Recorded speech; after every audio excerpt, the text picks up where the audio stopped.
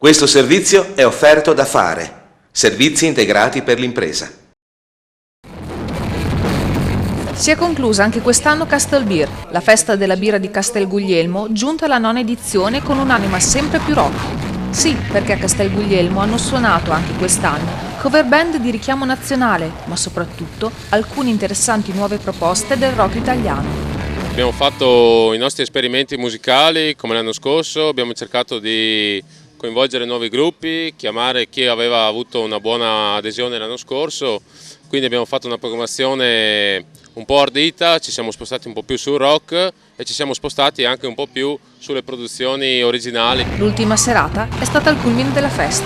Questa sera serata super esperimento, inventata da noi, abbiamo proposto a Virgin Radio di mandarci giù DJ Tocchi di Andrea Rock, di fare un'apertura serata e una fine serata e nel mezzo abbiamo proposto un'altra produzione originale che sono i Noise Machine e ci fa piacere quindi ospitare sempre musica un po' originale. I due DJ di Virgin Radio hanno introdotto la band ospite della serata, i Noise Machine, gruppo che ha presentato sul palco pezzi originali senza far mancare qualche classico del rock come God Save the Queen dei Sex Pistols insieme ad Andrea Rock. Arriviamo a concludere una settimana di grandi live, belle presenze di pubblico, quindi volevamo insomma un po' menarcela e fare la ciliegina sulla torta dopo una settimana di grande, ottima, buona musica. Ci fa molto piacere aver partecipato a questa manifestazione che è organizzata benissimo. Voglio fare un applauso e ringraziare, anzi ora arrivo dal palco e dico fatemi un applauso, ecco, fatelo seduti dove siete,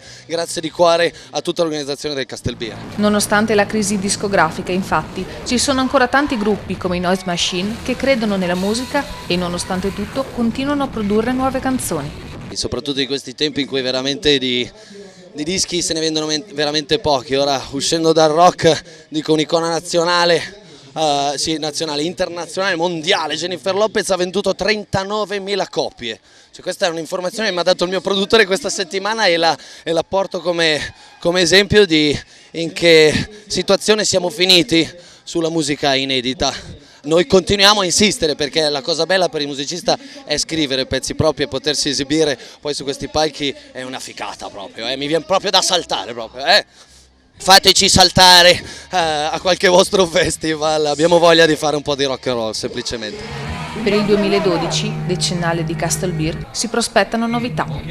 Qualcosa ci inventeremo, insomma, abbiamo fatto per 9 anni, ci inventeremo qualcosa di nuovo anche l'anno prossimo e cercheremo di accontentare il pubblico. Sicuramente sarà rock, quindi noi ci siamo spostati proprio a livello decisionale per differenziarci anche dalle altre feste. Ma dovremo aspettare ancora qualche mese prima di sapere tutto sulla 10ª edizione di Castel Beer. Mi raccomando, continuate a roccheggiare con lo spirito giusto. Ok, l'anno prossimo allora, ultimo weekend di giugno 2012. Ciao!